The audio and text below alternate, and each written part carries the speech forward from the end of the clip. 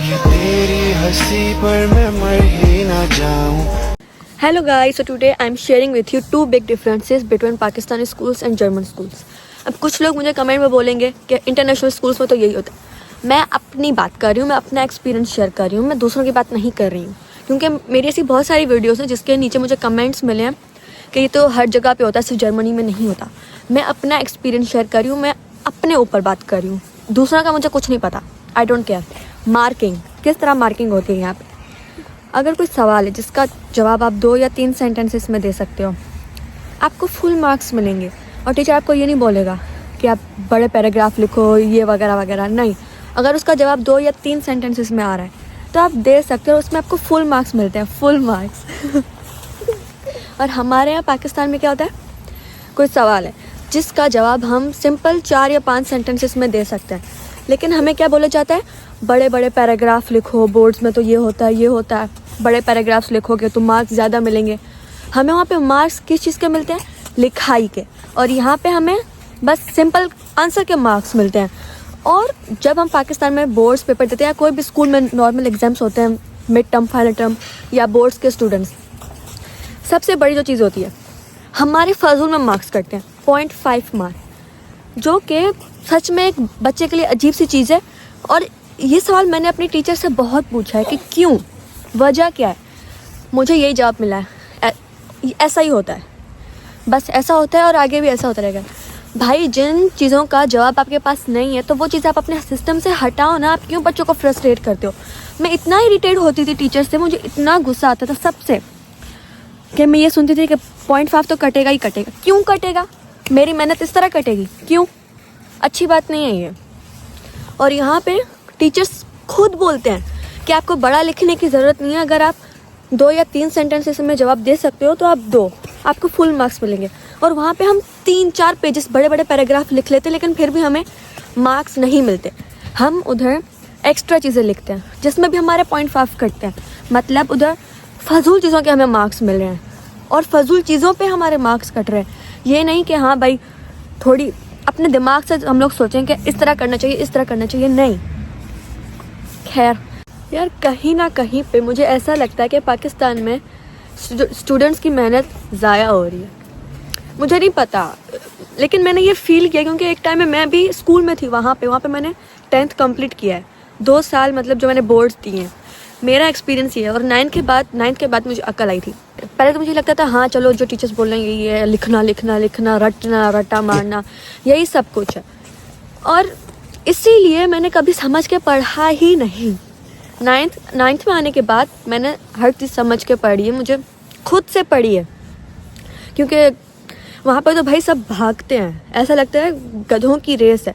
आपने किसी रेस में हिस्सा लिया और आपको फर्स्ट आना है, कैसे चीटिंग करके, कैसे ना कैसे करके आपको फर्स्ट आना है, क्योंकि जो फर्स्ट आता है वही आगे होता है। वहाँ पे हमारे 9th और 10th में प्रैक्टिकल्स होते हैं ना, हमें बनाने होते हैं, वो पूरा सेम जो वो प्रैक्टिकल बुक होती है उससे सारा छाप के आपको दूसरी बुक में, मतलब कॉपी में लिखना होता है, same to same as it is. तो हम भी वैसे बनाते थे, हम भी एक टाइम में रेस के गधे हुआ करते थे, हम भी वैसे बनाते थे। और फिर हम टीचर्स के सामने ले जाते थे, और पता टीचर्स कैसे चेक करती थी, हमारी आंखों के सामने। भाई, एक प्रैक्टिकल बुक को बनाने में कम से कम 2 या 3 दिन लगते थे, क्योंकि लिखना भी होता था, हेडिंग्स वगैरह, और ऊपर से पॉइंटिंग वगैरह जो होती थी, डायग्राम्स, लेबलिंग। तो मतलब 2 से 3 दिन उसी में चले जाते थे। और जब हम सुबह अगले दिन टीचर्स को वो नोट्स चेक करवाते थे, हमारी आंखों के सामने टीचर्स यूँ टिक कर रहे होते थे। मतलब हमारे 3 दिन की मेहनत को 2 सेकंड्स में यूँ चेक किया जा रहा है। और मुझे इस वक्त इतना बुरा लगा था कि मैंने क्यों बनाए। अपना टाइम बचा सकती थी। हमने अपना टाइम इन्हीं फजूल चीज़ों में दिया है जिन्होंने हमें कुछ नहीं दिया। मेरी 9th में 81 या 82, मतलब 81 और 83 के बीच में परसेंटेज आई थी, और मेरी 10th में आई थी 84 पॉइंट समथिंग, इसी तरह मेरी परसेंटेज आई थी। और मैं यहाँ पे आई ना, जब मैं नॉर्मल स्कूलों में अपने एडमिशन के लिए गई, तो यार वो डिग्रियाँ, वो मार्क्स किसी काम के नहीं है, किसी काम के नहीं है। मैंने अपने 2 साल जर्मन सीखने में दिए हैं। एक स्कूल है यहाँ पे, बरूफ शुले जिसे बोलते हैं, वहाँ पे मतलब आप बरूफ भी सीखते हो, प्रोफेशन। और जो बच्चे होते हैं हमारी तरह, वहाँ पे जर्मन सीखते हैं। मैं आपको अगली वीडियो में बताऊँगी कि मेरी जर्नी क्या रही है शुरू से। लेकिन मेरा नॉर्मल स्कूल में एडमिशन हुआ ही नहीं। हालांकि मेरे पास 10th की डिग्री थी, लेकिन किस चीज़ की कमी थी? जर्मन लैंग्वेज की। इसलिए मैंने 2 साल अपने जर्मन लैंग्वेज को दिए और अभी मैं फिर से यहाँ पे 10th कर रही हूँ।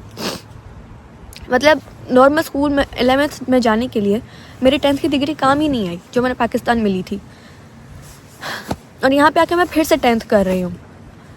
मतलब पता नहीं कितने साल ज़ाया हुए। खैर, अगर 2 साल वो मिला के और 1 साल ये, तो मेरे टोटल 3 साल।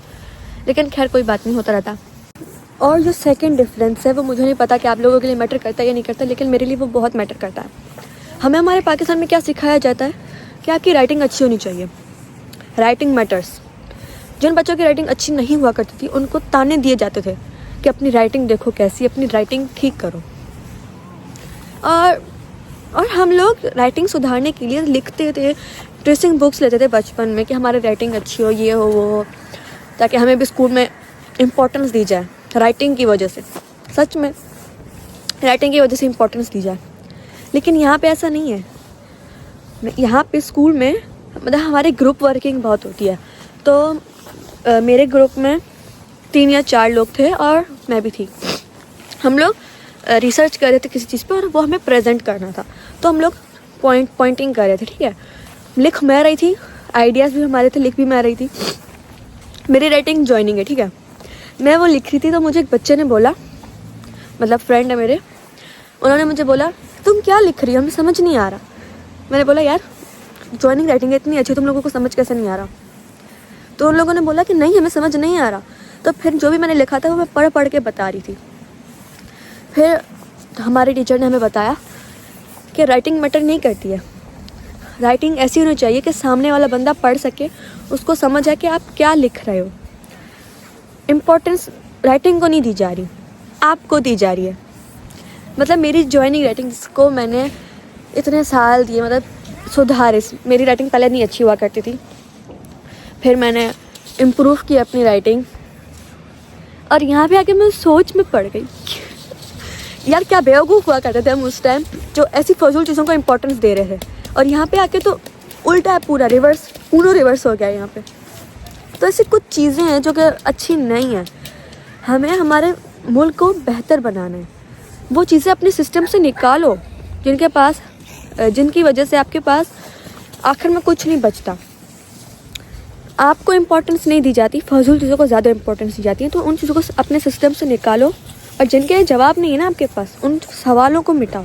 अब हम जो मेहनती बच्चे होते हैं, ज़ाहिर सी बात है उनको बुरा लगता है कि उनके फजूल में मार्क्स कट रहे हैं। किस बात के कट रहे हैं? और हमसे एक्स्ट्रा वर्क करवाया जा रहा है।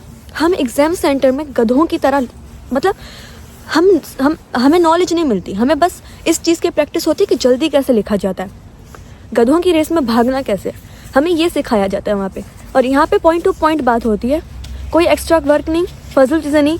आपको फुल मार्क्स मिलेंगे अगर आपने जवाब 2 या 3 सेंटेंसेस में दिया है और बिल्कुल सही दिया। अब ये मेरा एक्सपीरियंस है, जो मुझे बिल्कुल अच्छी लगती है चीज़ें, और सच में जिनका सेंस भी बनता है। लेकिन अगर हम ये सवाल अपने पाकिस्तान में टीचर से पूछें, कोई जवाब नहीं होता, किसी के पास कोई भी जवाब नहीं होता। हमें बस ये बोला जाता है कि ये ऐसे चलता आ रहा है और ये ऐसे चलता रहेगा। थोड़े चेंजेस लाओ अपने सिस्टम में, थोड़े से तो चेंजेस लाओ, ऐसे बनो। So that's it. अगर आपको स्कूल से रिलेटेड बहुत सारी वीडियोस चाहिए तो आप मुझे बताओ, मैं आपको बताऊंगी। That's it, bye.